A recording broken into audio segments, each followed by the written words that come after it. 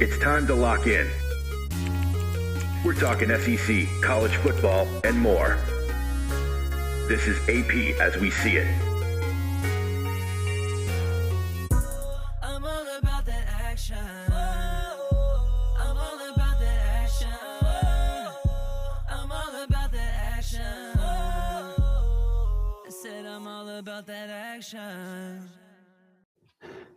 I'm AP Stidham from LA, Lower Alabama. This is AP as we see it, a weekly syndicated show discussing the Southeastern Conference, college football, and the national scene, and other sports. Welcome to another episode of AP as we see it. It's a great time of year. The bowl season has begun. The college football playoffs are keeping people interested in the sport and passionate. So we're going to discuss some of those games as well. And we'd like to direct our audience to start the show to our social media platforms, our YouTube channel at AP As We See It. You can find all our coverage of various events, ball games, award dinners, pro football games, pro basketball games, college football playoff games, college bowl games, college basketball games. So you can find all those interviews at our YouTube channel at AP As We See It. We're on Spotify. Our show is on the YouTube channel, weekly show. You can find that archived at AP As We See It on the YouTube channel and Spotify as well.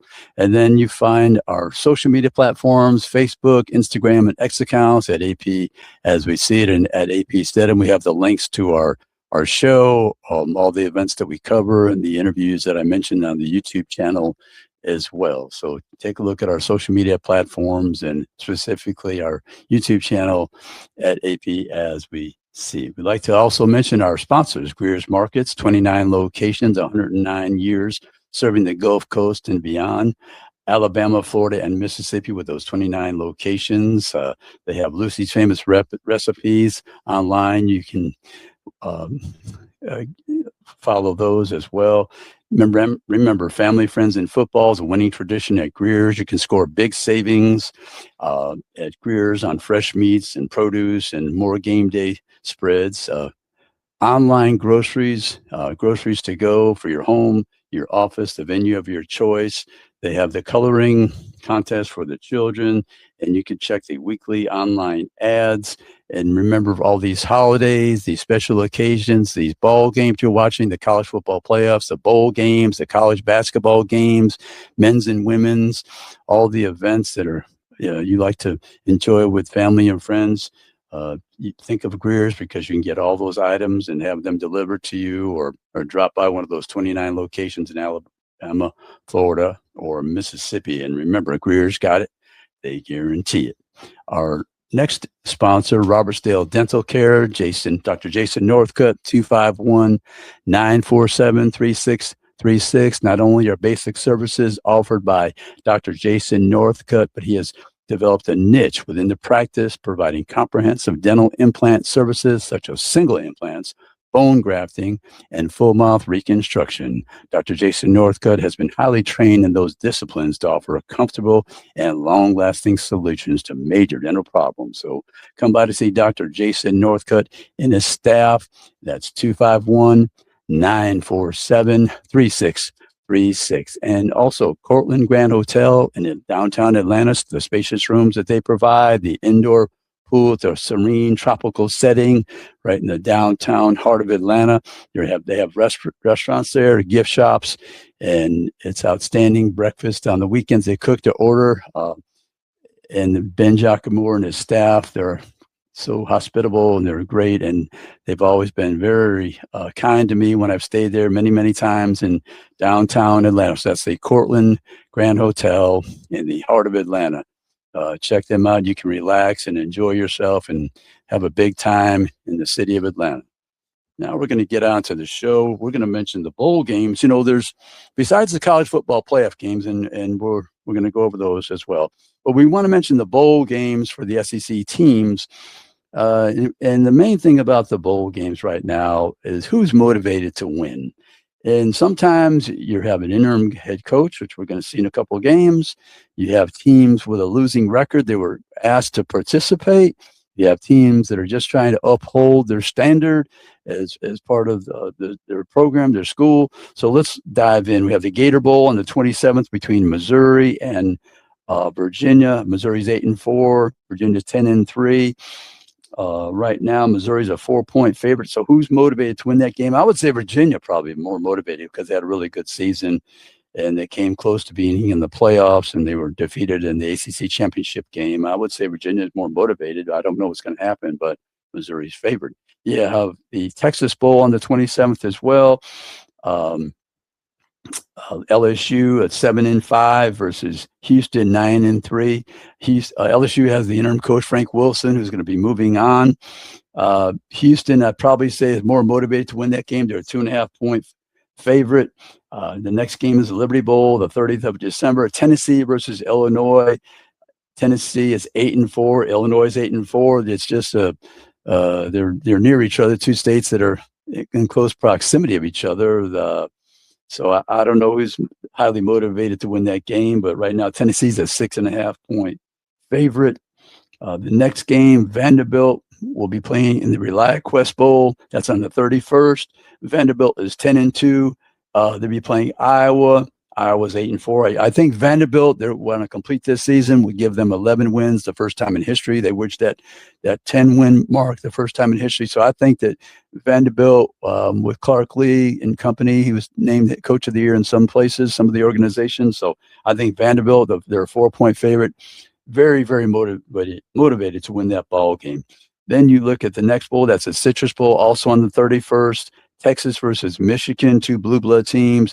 Texas 9-3, Michigan 9-3. We know that Texas was trying to make the playoffs this year with Steve Sarkisian. So I think Texas is the team that wants to win this ball game. They're a 4-point favorite. Michigan's in disarray right now with an interim coach, and they're trying to find themselves a coach to come to Ann Arbor and coach the Wolverines. But I think Texas is a team that tries to improve their standards and win this ball game against a blue blood team. They haven't played very often, but they've been very good games, usually that Texas and Michigan game.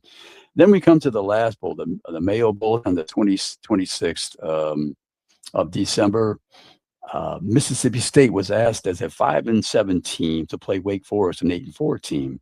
So Mississippi State didn't have a winning record, but because they were looking for people to fill slots, they're using the academic records of schools, and they received an invitation. They accepted.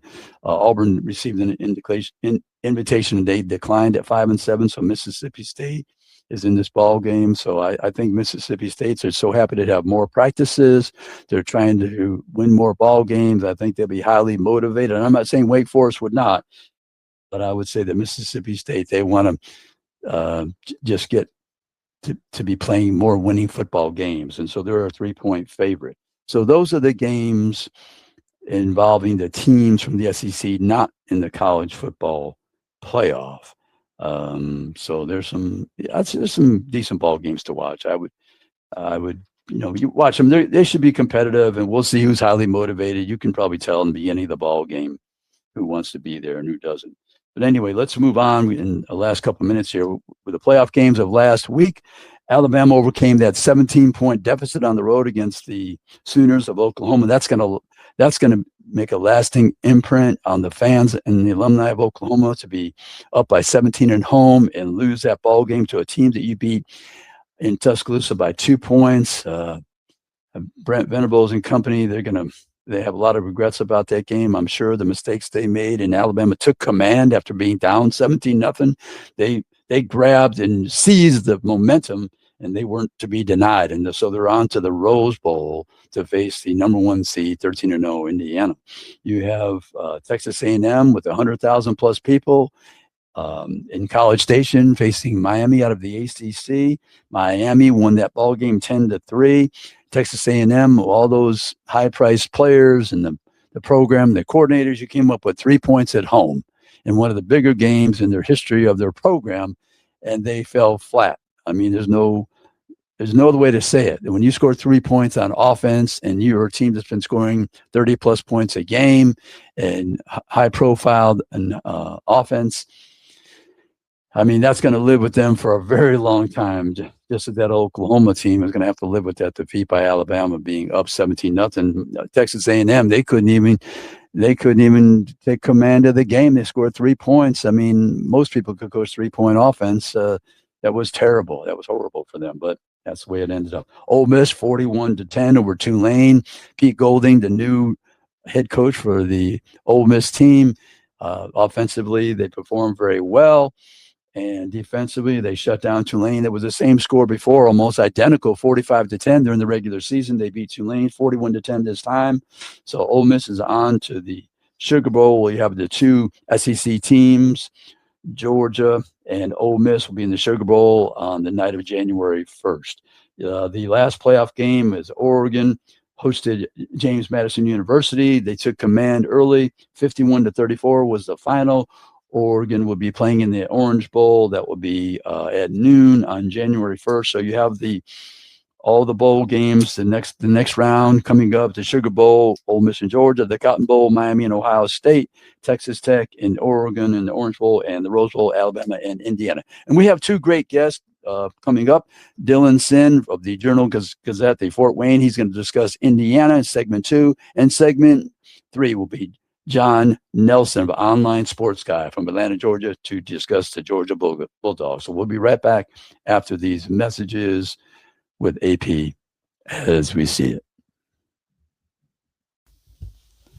Hi, I'm AP Stedham for Greer's Markets. If you're planning a big party or for every day, shop at Greer's for delicious food, beverages, and snacks. Save time and money by checking on Greer's.com and use Groceries to Go to get your Greer's groceries delivered. Look at the weekly ad for more information. 29 locations in Alabama, Florida, and Mississippi, serving the region since 1916. Remember, Greer's got it.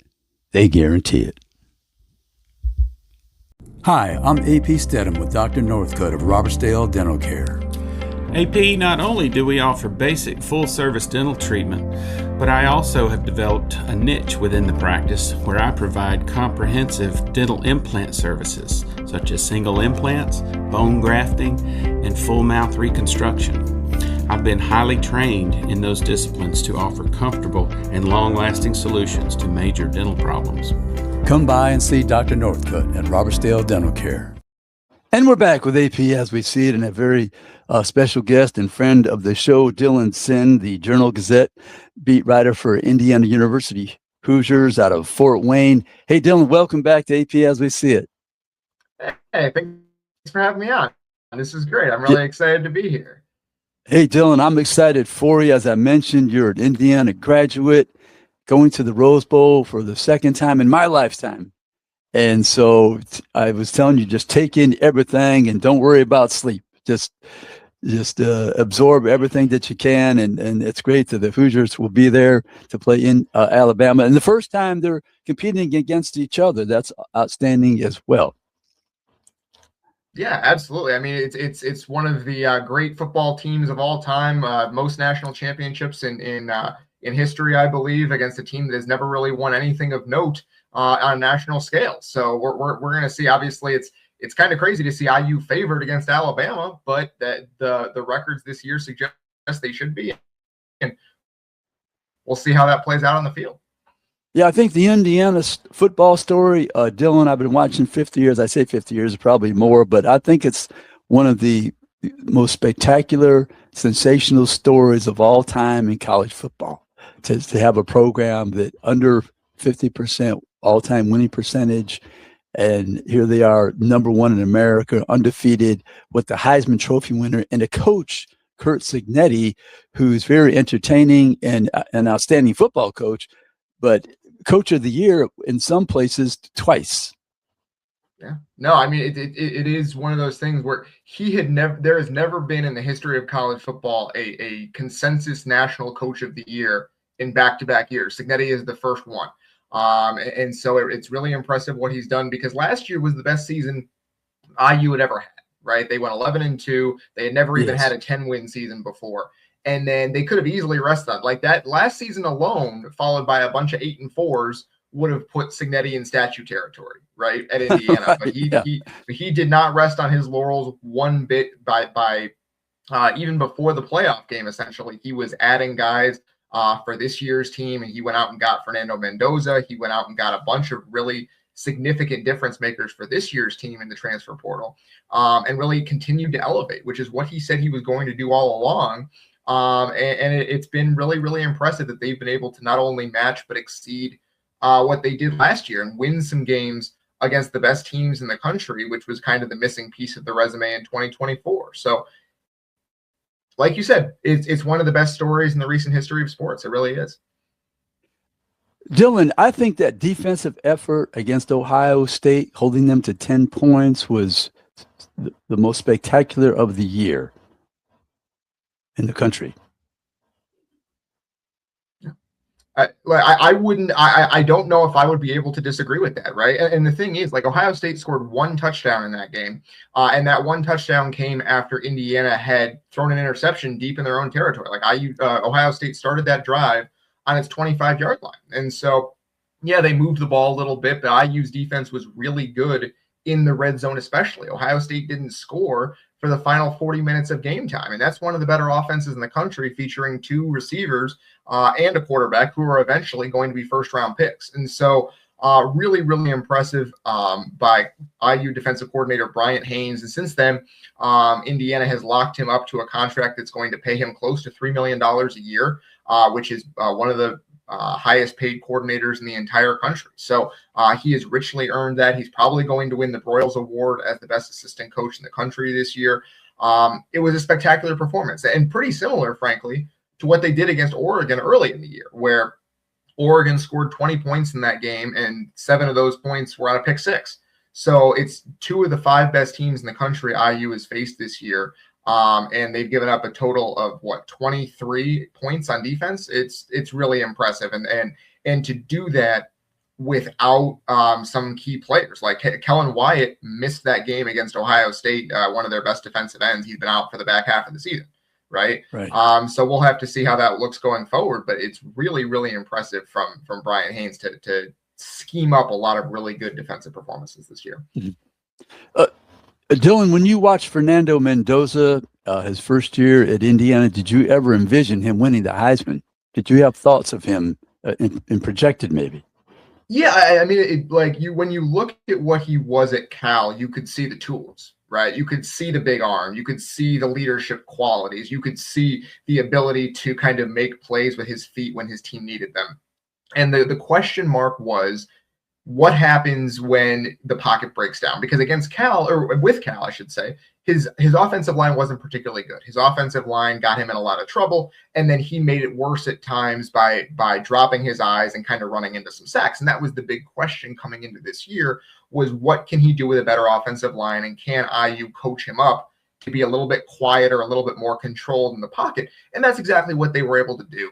Curt Cignetti and offensive coordinator Mike Shanahan and quarterbacks coach Chandler Whitmer did a really good job with him, helping him become better at navigating the pocket, better at keeping his eyes downfield. And there are still times where he drops his eyes a little bit, but right now he's much better at it than he was last year. And that has allowed the natural tools, the athleticism, the arm strength, the ability to read a defense and make the throws, the accuracy downfield, that has allowed those tools to really flourish. And so it was a question of taking a quarterback who had all of the ability and allowing him and getting him to where he could put it all together. And they were able to do that. And that's how you get a Heisman Trophy winner. And so I don't know if I would have predicted it before the season, but there was always the ability to get there. And he's shown it this year. Mm-hmm. I look at his receivers, Elijah Surratt. I spoke to him at the Big Ten Media Days in Las Vegas, and number 80, and then the tight end as well. I think that's a much better passing attack and that Alabama will face than they did the last game against the Oklahoma Sooners. So I think they're going to be tested, that secondary. Yeah, I think so too. I mean, that's you talked about the receivers, Elijah Surratt and Omar Cooper Jr., 2 all Big Ten guys, both of them projected to be picked in the early rounds of the NFL draft. They're both really, really good possession guys. They can beat you deep too, but they're really good possession receivers. They keep the chains moving. They can get separation on the outside. Indiana's back shoulder throws have been deadly all year, including against Ohio State. So yeah, they have a better receiving core than Oklahoma, and especially you can't discount the work of Charlie Becker here. Their other receiver who's emerged in the latter half of the season has made some really, really high level and high leverage catches, especially against Ohio State, a couple of huge ones. So we'll see. Those three give Indiana one of the best receiving cores in the playoff left. And then, like you said, you add the tight end Riley Nowakowski, who is a very good pass catcher and also one of the best blocking tight ends, frankly, I believe, in the country. And so they have a lot of weapons for Mendoza. You add on to that the run game, and it's an offense that doesn't really have a hole in it. And so we'll see what Alabama's defense can do against them. And we got about 3 minutes remaining, Dylan. Indiana can run the football. They have two good running backs, and also defensively, explain to the Alabama folks in the SEC how they get to the quarterback. Yeah, we'll start with the run game. Yeah, Kalon Black and Roman Hemby are two terrific running backs for Indiana. Hemby is really the number one guy, but Black is the one who comes in late in the game and kind of breaks off some big runs. And so they can both move the chains. They were both solid, if not spectacular, against Ohio State. So they're able to keep each other fresh. Indiana is able to move the ball on the ground as well. And in terms of the defense, Indiana's, and this is where Bryant Haynes, the defensive coordinator, really shines. What they're able to do, what they did against Ohio State, what they did against Oregon, what they did in several other games this year, is they're able to get pressure with four guys, not because they're so overwhelming up front, although they are very good up front, but what they're able to do is pressure you with four guys from different levels, right? Sometimes they'll bring two defensive ends and one defensive and one nose tackle and then a linebacker. Right, it's four guys. Sometimes they drop a defensive lineman into coverage and bring a linebacker to get home that way. But it's four guys, so you're able to drop seven in coverage. But it's four guys from all different directions, and you don't know which four are coming at any given time. And they've done a really good job at scheming up pressures in that way. And then you add on the talent they have with Mario Landino and Mikhail Kamara and Jose Wheeler and Tyreek Tucker and all those guys up front. They've been able to get pressure on just about everybody this year. So it's been really impressive to see. The secondary must be strong to shut out a team like Ohio State with Jeremiah Smith and Carnell Tate. Yeah, absolutely. I mean, their secondary, D'Angelo Pons is one of the best corners in the country. He's 5'9", but he's been able to hold his own against some of the best receivers in the country over the last couple of years. And then you add on top of that the safety Lewis Moore and type of player. And it has, I think, 5 interceptions this year, among the best in the Big Ten. So it is one of those things where they have a really good secondary that is ball hawking, that wants to go get interceptions, that wants to punch the ball out. And they're going to give up some big plays. They have this year, but they're really, really aggressive, and they're really strong in the back end as well. The second time for Indiana to be in the Rose Bowl in my lifetime anyway, what is the projection for the fans that will attend? And then Curt Cignetti, how does he manage these championship type games? Yeah, so we'll start with the fans. I'm not going to be able to give you a number, of course, but I do think there will be a ton of Indiana fans there, right? I do think there might be a little bit, especially for Alabama. I'm not saying there's not going to be Alabama fans there, but it is one of those things where they've been in so many of these games. You wonder if there's a little bit of like big game fatigue from these Alabama fans who have gone to these games year after year after year. For a quarterfinal game, maybe they don't come out in quite the numbers you would normally expect.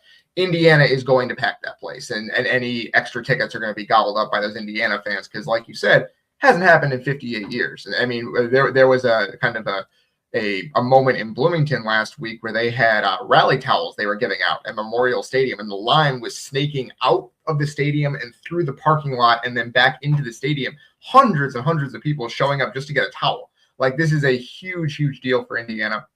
And there will be a ton of Indiana fans there. Now, as far as Curt Cignetti, how he manages these games, the games they've played in this year against these high-level opponents, against Ohio State, against Oregon, they've let it rip, right? They have not tried to be any kind of like, oh, we're playing not to lose. They have played to win. Like that game against Ohio State, it's 3rd and 6 or 3rd and 5, deep in their own territory with about 2 minutes left. They could have just run up the middle and punted. And instead, they throw deep and they make a completion and get the first down, or able to basically kneel the clock out. And so, not quite, but pretty much. And so, like, they're going to play to win these games. And that was, I think, something Signetti said last year was that, well, it's something that he did last year was that they kind of played a little bit not to lose against Notre Dame and Ohio State. And they've been much more aggressive this year, and partially because I think they know they have a better team. And so I think we're going to see some aggressiveness from Indiana in this game. Hey, Dylan Sinn, the Journal Gazette, Fort Wayne beat writer for Indiana University. Thank you so much. And we'll be right back after these messages with more of AP as we see it. Hi, I'm AP Stedham for Greer's Markets. If you're planning a big party or for every day, shop at Greer's for delicious food, beverages, and snacks. Save time and money by checking on Greer's.com and use Groceries to Go to get your Greer's groceries delivered. Look at the weekly ad for more information. 29 locations in Alabama, Florida, and Mississippi, serving the region since 1916. Remember, Greer's got it. They guarantee it.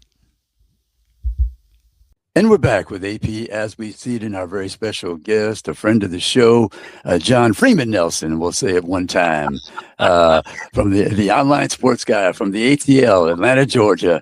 Hey, John, welcome to AP as we see it. Great to have you back. Good to be back, and you make me sound like my mom's mad at me by giving me the full thing. It's like, John Freeman Nelson, what are you doing? You know, one of those No, no one can be mad at you, John. They can't, in good conscience. But, John, those Georgia Bulldogs, I have been saying for 2.5 months, even though they lost to Alabama early, I said Georgia is the team in the SEC to beat. And sure enough, they proved me right. One time I'm right, maybe. But, John, what have you seen from Georgia this year? Anything that surprised you? I don't know if it's necessarily surprise, but when you're in one of those instances where you kind of see something and you're looking at, I look at progression. I don't look necessarily at what happens early in a season. And if you're winning and there's a progression, that's kind of what I was staring at with the University of Georgia. And I think that, Right. and like I said, I could be on an island in all of this, but I think that a lot of times early in a college football season, I think the great programs, regardless of who we're talking about, I think what they do is they look at problem solving early in a season in game state so they can be ready for those problems if they crop back up in games that are important in conference, in playoff, in bowls, and et cetera. So, you know, if you look at Georgia and the juice boxes, as we call them over here, where you know there are certain folks that may sit there and they may have juice boxes hanging out in the back of their fridge, and you know it's. I think I will invest X number of juice boxes or the flavors that you don't like on college football. And so if you look at that instead of say numbers and dollar signs and things like that. Right. Much like shingles, remember, you know, the commercial, the PSA that we hear on the radio a lot, you know, where they say shingles doesn't care. I think I think Kirby Smart is the same way about point spreads that shingles is about the human body. Kirby Smart does not care about point spreads. He cares about winning games. And so I'm sure that there were a lot of folks that might have had juice boxes in their fridge that did not return with more juice boxes at the end of a Saturday afternoon because Georgia ended up not covering a number. At the end of the day, Kirby Smart is concerned about winning a football game by that many points. That's and last time I checked, you win by that many. 1 point. You don't care if somebody else in another state or somebody else behind a desk with the visor and the green film over pouring over. They could sit there and set up a number. It could be 7.5, 8.5, 10.5, whatever. Right. Kirby Smart doesn't give two you-know-whats about what the guy hovering over the desk with the green visor is doing when it comes to point spread. He wants to win by that many points. 1 point. People freak out about it. It's like, well, Georgia only beat, you know, Team X by 3 points. Well, but did they win? The bottom line is yes. And so that's what I think you were looking at with Georgia at the early part of the year. And then as they become comfortable with those plays that they know, with Gunnar Stockton at quarterback, and then you find the sophomores in the running game, and then you find out what you've got defensively, and you navigate the health issues and the injuries and all the niggles and knocks that you have working forward. You figure out what your base is. You figure out what you can work with. You figure out the kind of quarterback Gunnar Stockton is. You find out what his weapons are. And then you start winning by those numbers that the folks that are hovering over the desk with the pencil over the ear and the visor and the green film are staring at, with the big, with the big architecture board sitting there. Well, I think Georgia is a 7.5 point favorite. Then later in the year, you kind of see that kind of progression happening, but it doesn't really matter early in the year. It's about a progression for Georgia, and I think we've seen that, and I think we saw that specifically in the SEC championship game in one of the most stifling defensive efforts that we've seen in quite some time. We saw, obviously, AP what Oklahoma got to face going up against Alabama in the 8-9, but I think that we saw what Georgia progressed to, and I think that's where Georgia is right now. Yeah, speaking of Gunnar Stockton, I mean, he's proven to be quite the quarterback for Georgia. He's a winning quarterback, and I really like him. I don't think his name gets mentioned enough in the national scene with other quarterbacks. Well, and I think that with Gunnar probably, to me anyway, is like the offensive lineman of quarterbacks. When do we mention offensive lineman? When there's a flag. When there's a flag, yeah. When there's a flag, when there's a penalty, when there's a block that's wrong, when a quarterback gets sacked. Gunnar Stockton, I've covered Gunnar ever since he was at Rabun County High School up in Tiger, and he had his home games at Frank Snyder Stadium. And you know the kind of quarterback that Gunnar is. And I think that it took a while for him to get, comfortable with those first team reps, being in those pressure situations. I think if you look at the game in Knoxville as an example of the kind of quarterback that what Gunnar Stockton is with those weapons around him. And so Gunnar's always been comfortable in his own skin. And now I think that he's comfortable wearing that Letterman jacket of #1 quarterback on the depth chart at the University of Georgia. What it says it on the back of the Letterman jacket. Absolutely. That's what they give you when you become the starting quarterback. I'm being facetious, but I think that he's become comfortable in it. Kirby is comfortable and the offensive staff is comfortable in X number of plays. They're comfortable with Gunnar in certain situations. They're comfortable if he can make the outside shoulder throw off to his right in the corner of the end zone when he needs to make it. He's making the right decisions. He's being that quarterback that will navigate a game. Notice I didn't say game manager, because game manager to me is somebody that goes 13 of 25 for 152 yards, 2 TDs, and a pick. That's not Gunnar Stockton. Gunnar Stockton navigates his way through these games, and I think that the rest of the country is now seeing what we've seen and what I've seen since high school and what Kirby and the offensive staff have seen since he walked on campus. Yeah. One name that stood out to me in the transfer portal right away was Zachariah Branch from USC, the wide receiver. What has he brought to this team, John? Well, he brought an escape route from USC first and foremost. I was like, man, I ain't playing with that. But I think that when you bring in somebody like Branch that can develop that rhythm with Gunnar, and he parachutes into a new environment, like when we were in elementary school, AP. Yes. I don't know. Do you remember those conduct grades that we used to get? It's like you had your grade, grades, you had your conduct grades. That's right. Listens well, respects materials, those kinds of things. Yes. Works well with others. I think that if you took your elementary school report card and applied it to Zachariah Branch, he'd be getting a bunch of S's in those conduct categories, like works well with us, S or S plus, respect material, S plus. So I think that's what you're getting with him. And when you can have that kind of a threat that can portal in and integrate as quickly as he has with those weapons, like, an Oscar Delp on the outside, who is a matchup problem in that H-back, X, whatever you want to put him, as the tight end in quotation marks, when you have those tall weapons that you can have on the outside that can be those pseudo tight ends or H-backs, and you can bring in that game-breaking wide receiver, it gives those defensive coordinators something else to think about along the way. John, we got about 2.5 minutes left. This Ole Miss Georgia game in the Sugar Bowl, 2 SEC teams. I know the city of New Orleans, or the country of New Orleans, I always say, is happy. 34 first downs for Georgia in that game when they played Ole Miss. They punted 0 times. No punts, 0 punts. That's what stood out to me. Well, I don't anticipate we get a redo of that game. I think that with the defenses, and especially with what Pete Golding has kind of galvanized there at Ole Miss, I think that I don't think you're going to get like 76, 77 points. I think that you're going to end up somewhere. You're probably going to end up high 20s, low 30s, somewhere in there. I still think Georgia's offense, I think Georgia's defense, you probably will end up with the same thing that they did against Alabama. They're going to try and do the same thing against Trinidad Chambliss and have him beat you with his arm. Keep Trinidad Chambliss contained and have him knock away one of those ways that he beats you. If you can keep him contained, I think a lot it's going to be on the pass rush for the University of Georgia and trusting their defensive backs up against those receivers. But I think keeping Chambliss contained so he can only beat you one of two ways, I think is going to be big for the defense. I think it's going to be a game in the high 50s total. I don't see it getting into the 70s at all. Mm-hmm. I noticed that Georgia had 80 plays to 60 versus Ole Miss last time. So that was significant for them. Yeah, you're looking at time of possession there. I've always viewed time of possession as something that it's what you do with those plays. It's not exactly.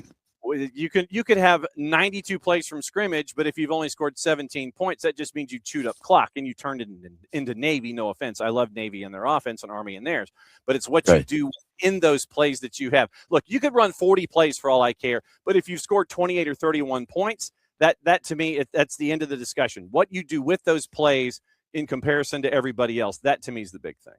Yeah, the point production for sure.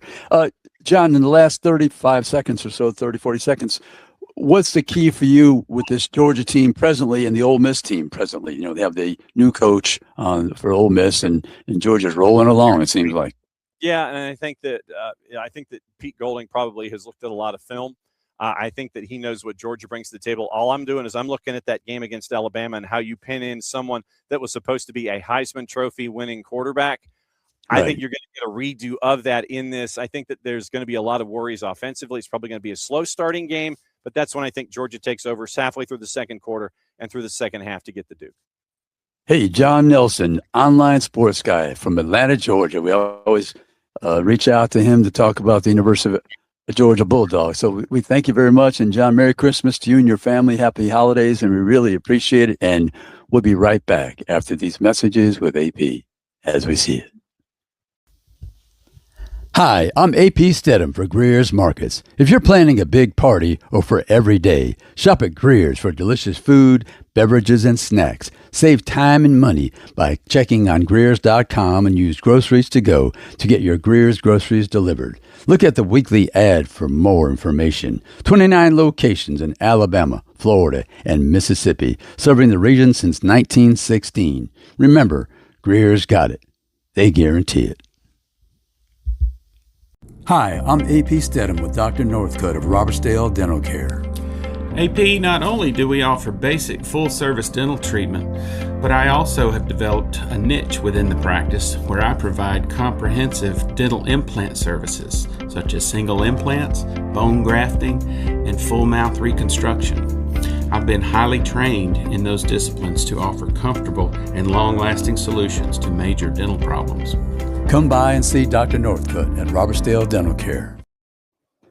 And we're back with AP as we see it. And we'd like to thank our guests in segment 2 and segment 3, Dylan Sinn of the Journal Gazette from Fort Wayne. He gave us some observations about the Indiana Hoosiers, which I believe is the best college football story in 50 years that I've witnessed.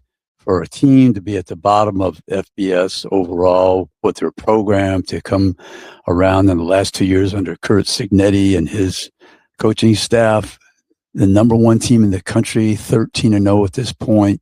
They beat a very, very good, excellent Ohio State team and held them to 13-10. That was I think the most spectacular defensive performance this year, holding Ohio State with those two receivers, Jeremiah Smith and Cornell Tate, and Julian Sain at quarterback, to 10 points on a neutral site.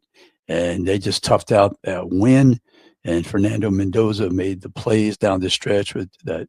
I remember it was I think it was a third down play, about a 35-yard pass down the sideline to maintain possession. And I thought that was tremendous what Indiana did. Curt Cignetti, former assistant at Alabama for 4 years, helped coach Julio Jones, and they won that championship against Texas in the 2010 Rose Bowl. Well, it was the Rose Bowl. That was where the championship was held. But it was, I think it was January 8th of 2010. And Julio Jones was a big part of that team, and Kurt Signetti coached him for the University of Alabama. So, but I just think that Indiana reaching the pinnacle of college football at the moment to be number one, winning 13 games, never have won 13 in their history. Last year, they set records as well, winning 11, reaching the playoffs. This is the second year in a row. Who would have thought coming into this college football playoff format of 12 teams that Indiana would be a regular?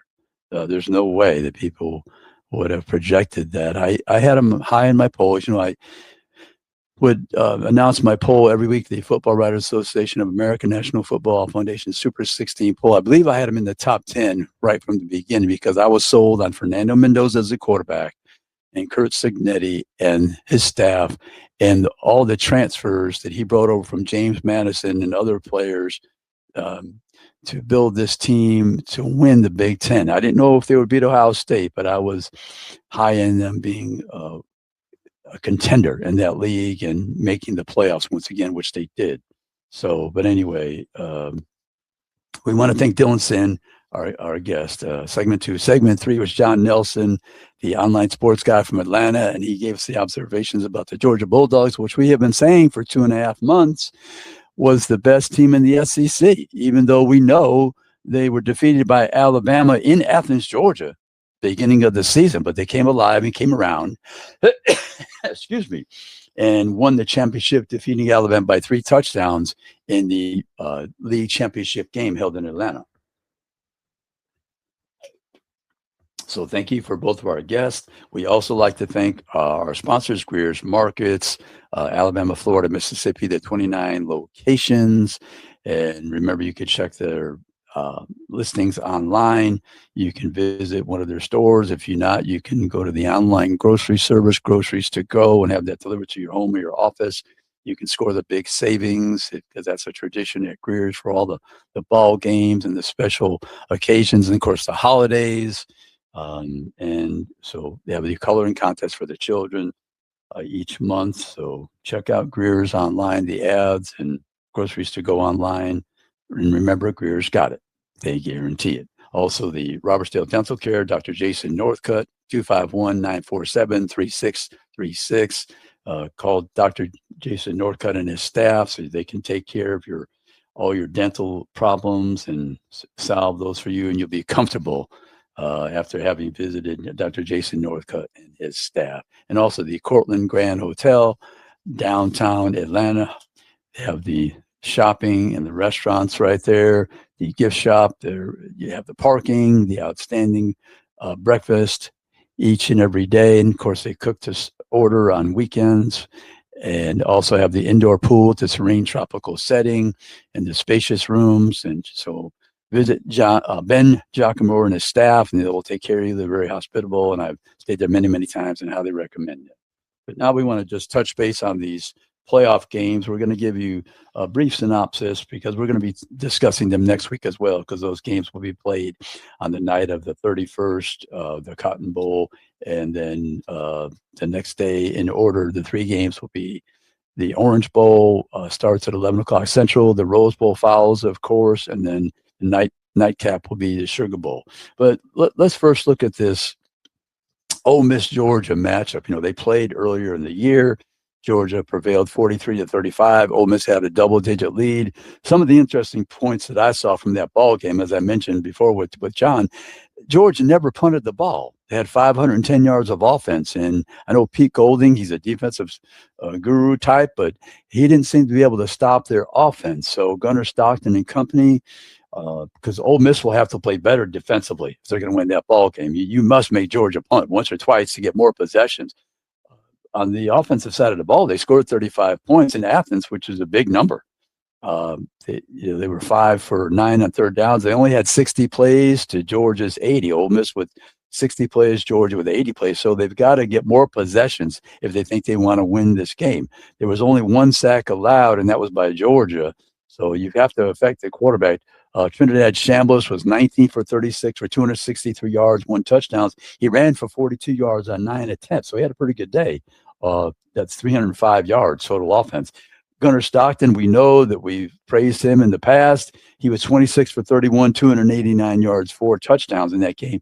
Plus, he ran for 59 yards and another touchdown. So that's 5 touchdowns that he contributed for the Georgia Bulldogs against Ole Miss. So it'll be an outstanding crowd. Georgia fans will come down from Atlanta and the state of Georgia and surrounding areas, and the Ole Miss fans. It'll be a raucous on both sides, and I look for a close ball game. Right now, they have the favorite in that game is Georgia, 7 points. 7-point favorite for the Georgia Bulldogs in the Sugar Bowl, which will play the night of January 1st. Georgia's number 3 in the country. Ole Miss number 6.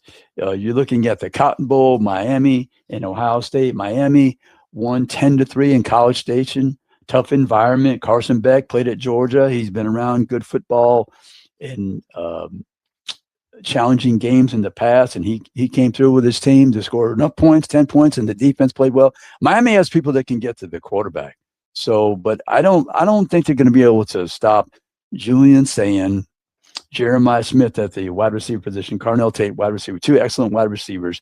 Julian Sand played very well during the year. But when Julian Sand had to score points against Indiana in the Big Ten championship game, they only were able to put 10 points on the board. So Ohio State, for the 3rd time, will be playing in the Cotton Bowl. They're a 9.5-point favorite. I think they'll win the ball game, but I think Miami will challenge them, especially defensively, because they have people that can put pressure on their quarterback. So we'll see what happens, but should be a good competitive game.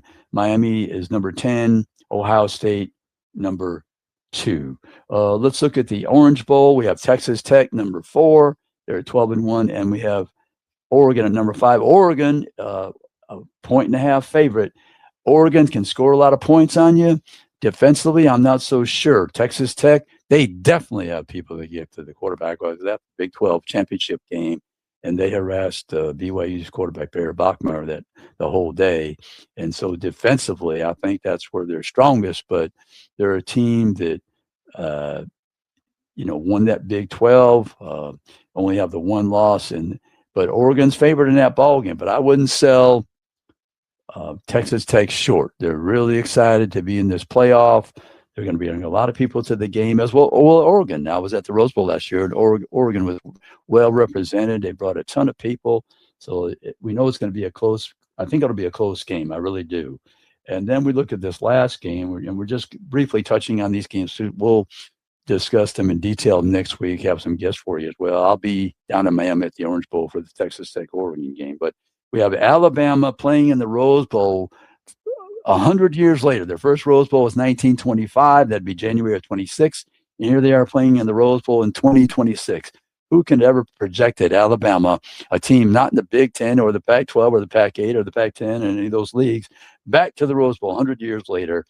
They had that great victory on the road against Oklahoma, 17-0. It's one for the ages. They came back when things looked very bleak for them. They're playing Indiana, as I tell you, is the greatest story I've seen in 50 years in college football for a program to be on the very, very bottom.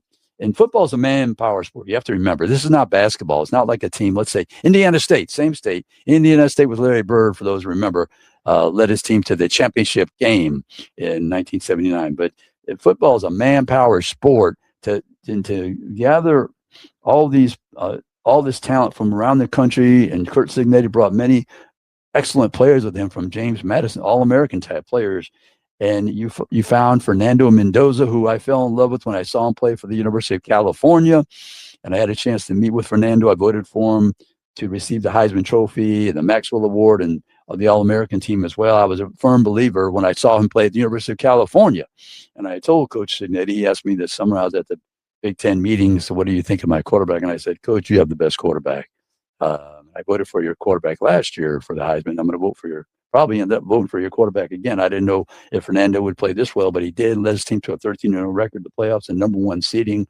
So this Alabama-Indiana game, Indiana hasn't played in the Rose Bowl since 1958. The 67 team lost to USC 14-3. So just enjoy these college football playoffs games, and we're going to be back next week. Indiana's the 7-point favorite in that game, believe it or not. Who knew Indiana would ever be a 7-point favorite against Alabama the first time they're ever going to be meeting us in the Rose Bowl? So we'll be back next week with another edition of AP as we see it. Happy holidays.